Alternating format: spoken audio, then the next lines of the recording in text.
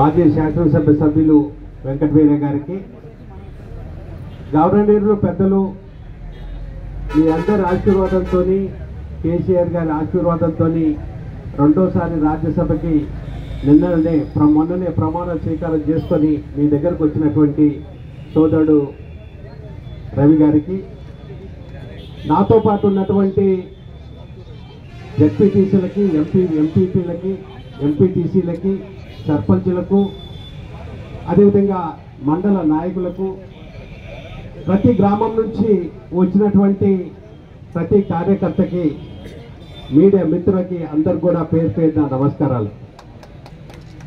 ఇప్పుడే పెద్దలు చాలా వివరాలు చెప్పారు. దాంట్లో భాగంగా తెలంగాణలో రైతాంగం ఏ విధంగా ఇబ్బంది పడుతుంది గత 4 నెలల్లోనే మన అందరం కూడా ఇవాళ కళ్ళారా చూస్తున్నాం. ఒక వారం రోజుల క్రితమే మేమందరం కలిసి తెలంగాణ మొత్తం ఇదే పరిస్థితి ఉంది. ముందు మన జిల్లాలో పాలేరుకి వెళ్ళాం. పాలేరు కింద పంటలన్నీ కూడా ఎండిపోయినాయి. ఎండిపోవటమే కాకుండా రైతు పెద్ద ఎత్తున నష్టపడ్డాడు. అదే పరిస్థితి ఒక పాలేరే కాకుండా మన జిల్లాలో, మన రాష్ట్రంలో కూడా అదే పరిస్థితి ఉంది. పెద్ద ఎత్తున రైతులు వేసినటువంటి పంటలు చాలా వరకు నష్టపడిపోయారు. నీళ్లు లేక, నీళ్లు అనేది మనం కనుక చూస్తే తెలంగాణ రాకముందు మనం తాగునీరుకి, సాగునీరుకి ఇబ్బంది పడ్డాం. కానీ తెలంగాణ వచ్చిన తర్వాత మన నాయకుడు కేసీఆర్ గారు ముఖ్యమంత్రి అయిన తర్వాత ఈ తెలంగాణ అనేది ఒక ఇంటి కూడు లెక్క ఉంటుంది.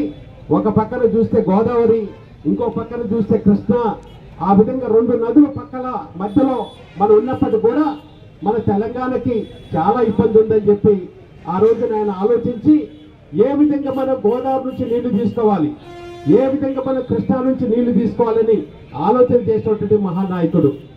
మరి తరతరాలుగా దగ్గర ఈ యొక్క ఇంతకు ముందు ఎన్నో పార్టీలు మన రాష్ట్రాన్ని పాలించినాయి.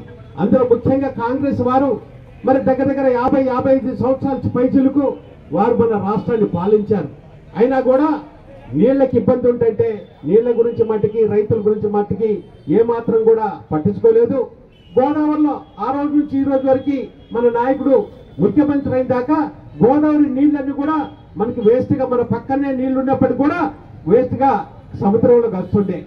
ఇక ఆయన గారు ఒకటే ఆలోచించాడు, తప్పకుండా కూడా ఈ గోదావరి నీళ్లతోని మన రైతాంగం కాళ్ళ కట్టుగా తీసుకురావాలా, పొలానికి తీసుకురావాలన్న ఆలోచన చేసి మన నాయకుడు మరి ఒక లిఫ్ట్ మీద లిఫ్ట్ పెట్టి 8 లిఫ్ట్లు పెట్టి మొత్తం మీద కాళేశ్వరం ప్రాజెక్టు ద్వారా మొత్తం కూడా మన రాష్ట్రానికి మొత్తం కూడా నీళ్లు అందించినటువంటి ఘనత.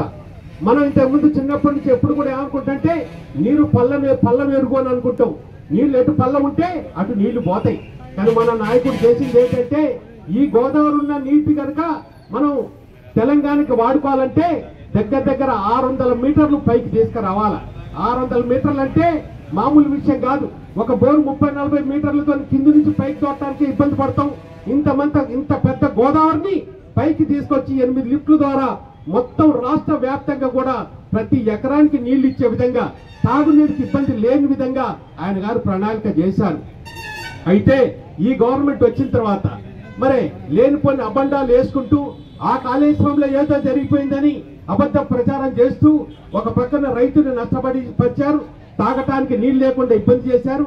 మళ్ళీ కాళేశ్వరం మీద మళ్ళీ కావాలని చెప్పేసి మన మీద, మన ప్రభుత్వం మీద, మన నాయకుడి మీద అబండాలు వేశారు. ఇదే కాళేశ్వరం గురించి పార్లమెంట్ లో కూడా మరి చాలా సార్లు క్వశ్చన్ వేశారు. ఇదే కాంగ్రెస్ వారు కొన్ని క్వశ్చన్స్ వేశారు. ఏం క్వశ్చన్ అంటే ఈ కాళేశ్వరంలో ఏదన్నా అవినీతి జరిగిందా, ఈ కాళేశ్వరంలో నీళ్లు ఏ విధంగా ఇస్తారు, ఈ కాళేశ్వరానికి నిధులు ఎక్కడి నుంచి తెచ్చిండ్రు, ఈ కాళేశ్వరం వల్ల ఎంత సాగవుతుందని చెప్పి ఇదే కాంగ్రెస్ వాళ్ళు కావాలని చెప్పి ఆ రోజున క్వశ్చన్ వేశారు. పార్లమెంటు సాక్షిగా వచ్చినటువంటి ఈ కేంద్రం ఇచ్చినటువంటి ఇది రిప్లై ఏంటంటే ఈ కాళేశ్వరం అనే దాంట్లో ఎలాంటి అవినీతి లేదు, ఈ కాళేశ్వరం 80,000 పైచిలకు కోట్లతోని బ్రహ్మాండంగా ఇది మన పెట్టారు, దాని తాగునీరు కూడా అందరికి విద్యేస్తారని చెప్పేసి పార్లమెంట్ లో క్వశ్చన్ కి ఆన్సర్ కూడా ఇచ్చారు. అయినా కూడా కుట్రపూరితంతో వీళ్ళ గవర్నమెంట్ రాగానే 4 నెలల్లో కాళేశ్వరం నీళ్ళనే చెప్పేసి కాళేశ్వరం ఇదేంది అదేందని చెప్పి మేము మేడిగడ్డ పోయినాం. 1-2 పిల్లర్లు కుంగిన మాట వాస్తవమే. ఇంత పెద్ద ప్రాజెక్టులలో ఎన్నో జరుగుతున్నప్పుడు దాన్ని ఎమ్మటే రిపేర్ చేయించుకోవాలి.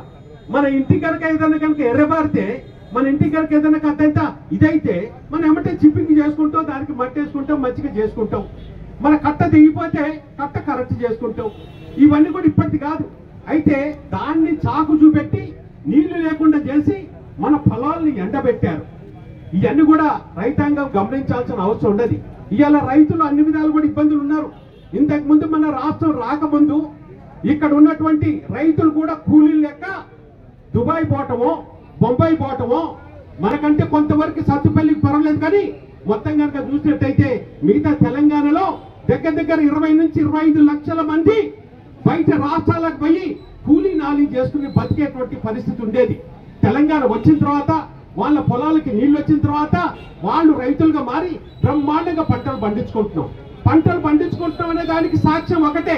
మనం పండించిన పంట ఏదైతే కొనుగోలు చేస్తున్నారో ఆ కొనుగోలు కూడా కేంద్రం కొనుగోలు చేయకుండా ఉంటే మీరు పార్లమెంట్ సాక్షిగా పార్లమెంట్ లో ధర్నా చేసినాం.